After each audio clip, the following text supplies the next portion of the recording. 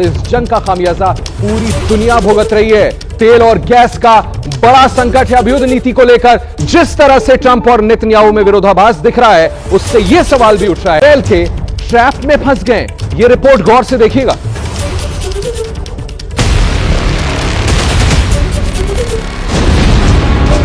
Iran के gas plant South Pars पर attack किया,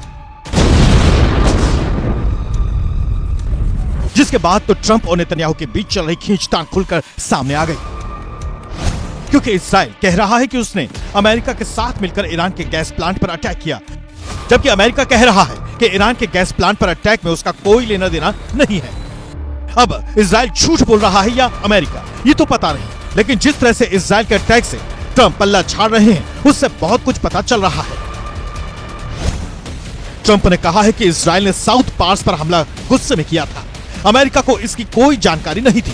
अब इस्राइल ईरान के गैस फील्ड पर दोबारा हमला नहीं करेगा।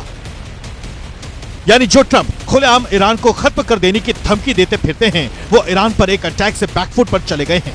असल वजह ईरान की गैस फील्ड पर इस्राइल का अटैक नहीं है, बल्कि कतर के सबसे बड़े गैस प्लांट पर ईरान का अटैक है।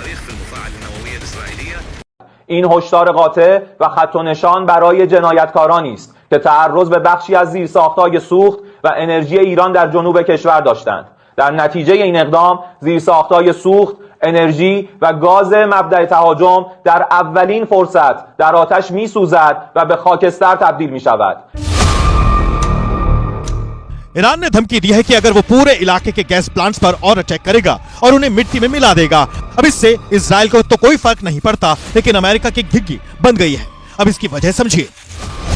अमेरिका और खाड़ी देशों के बीच गहरे दोस्ताना संबंध है।